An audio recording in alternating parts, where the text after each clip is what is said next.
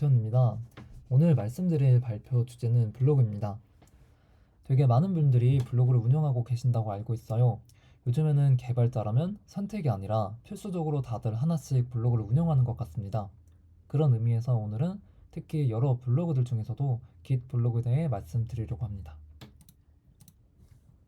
우선 Git 블로그란 GitHub의 웹 호스팅 서비스를 이용해 정적 웹 문서들을 볼 수 있도록 운영하는 사이트입니다. 각자의 계정당 하나의 정적 웹사이트를 가질 수 있고 대체로 지키나 휴거 등의 생성리를 통해 편리하게 웹을 만들 수 있는 기능을 제공합니다. 여기서 저는 지키를 사용해 웹 블로그를 만들고자 하였습니다. Git 블로그 외에도 다양한 블로그 플랫폼들이 있는데요. 일반적으로 티스토리나 블로그들은 많이 들어보셨을 거라 생각합니다. 특히 저희 DDSC에서도 블로그 작성을 위한 플랫폼으로 medium.com을 사용하고 있죠. 무엇을 선택하든 마크다운을 지원하기 때문에 사실 코드 작성하는 건 쉽지만 Git 블로그의 경우나 특히나 커스터마이징이 가장 유연하고 GitHub와 연동이 되어서 잔디 심기가 된다는 장점이 있습니다.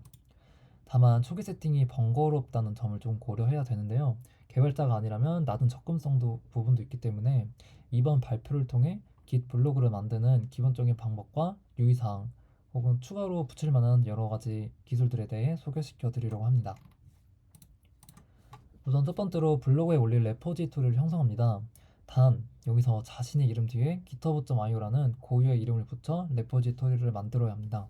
지금 화면에는 제가 이미 만들었기 때문에 빨간색이 뜨고 있는데 실제는 이렇게 만드시면 정상적으로 레포지토리가 생성됩니다. 이어서 두 번째로 만드신 레포에서 페이지 설정에 들어간 후 브랜치를 설정해야 되는데요. 설정한 브랜치로 푸시를 날리면 자동으로 업데이트되어 배포되는 형태라고 이해하시면 됩니다. 이어서 지킬과 루비를 설치하는데요. 앞서 말씀드렸듯 지킬은 GitHub에서 개발한 프레임워크입니다. 일반적으로 저희가 웹사이트를 만들기 위해서는 HTML과 CSS를 하나하나 만들어야 하는데 이러면 개발 상상성이나 속도면서 많이 불리하기 때문에 마크 다음 문법으로 작성만 하면 자동으로 정적 웹사이트로 만들어주는 프레임워크인 지킬을 사용합니다. 다양한 생성기가 있지만 전 지킬을 사용했고 이 지킬을 사용하기 위한 언어인 루비도 같이 다음봤습니다. 그리고 자기가 원하는 테마를 선택하는데요. 화면에 나와 있는 테마는 되게 다양한 테마들 중에 예시로 일반적으로 구글에 무료 지킬 테마를 치시면은 다양한 테마들이 있기 때문에 자신이 원하는 예쁜 테마를 선택해 주시면 됩니다. 선택한 테마를 받으시면 다운로드를 받아서 방금 생성한 레포지토리 폴더에 압축을 풀어 넣으시면 됩니다.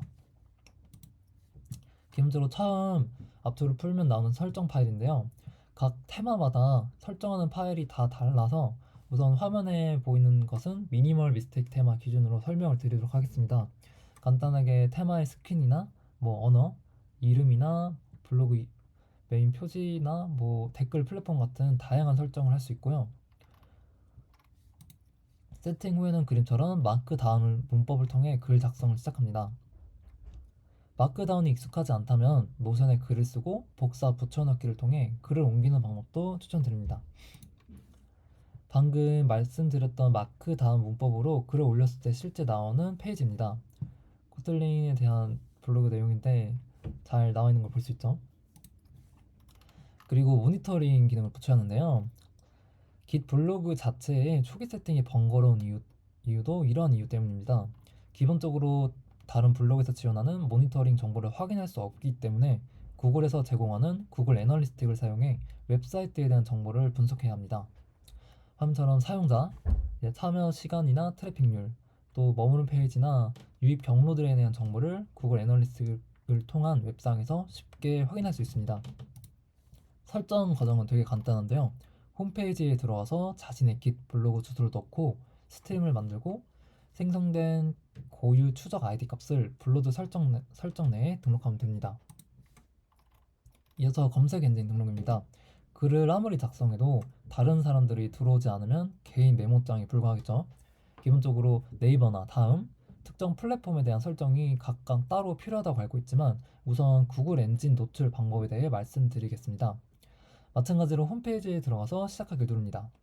이후 도메인 페이지에서 증명 파일을 레포지토리에 넣고 소유권을 확인하는 과정을 거쳐 소유권을 확인시킵니다. 그리고 사이트 맵을 통해 페이지 섹션을 등록하는데요. 여기서 사이트 맵이란 이제 블로그의 페이지 목록의 요약본이라고 보시면 됩니다.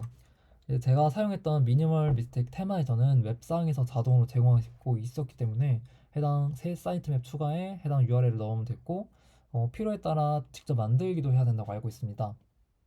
이렇게 정상적으로 등록을 하게 되면 기본적인 세팅은 완료입니다. 여기부터는 추가적인 내용인데요. 이제 사실 글을 작성하고 잘 작성되었는지 확인하려면 매번 푸시를 하고 배포된 사이트에서 확인하고 푸시하고 확인하는 것이 아니라 로컬 자체에서 서버를 띄우고 결과물을 미리 확인한 뒤 문제가 없다면 푸시하는 식으로 블로그를 운영하면 번거로운 과정을 많이 줄일 수 있습니다. 많이들 이런 방법을 사용하고 계시고, 또한 댓글 기능도 기본적으로 구현이 되어 있지 않기 때문에 어터런스와 같은 댓글 플랫폼을 사용해 별도의 댓글 기능을 구현해야 합니다. 글 작성 같은 경우도 제목이 타임 스탬프에 맞는 형태를 맞춰야 되고, 디렉토리도 막 위치하는 게 아니라 자기가 구성한 디렉토리 폴더 위치에 맞게 넣어야 하는 어느 정도 형식적인 절차를 따라줘야 됩니다. 그리고 마지막으로 이건 팁인데, 각 테마마다 커스터마이징이나 설정하는 방법이 다 달라서 대중적이고 보편적인 테마를 선택해야 정보를 찾고 자기가 참고하기 되게 유용하다는 점을 말씀드리고 싶습니다. 여기까지 블로그 생성에 대해 말씀드렸는데요.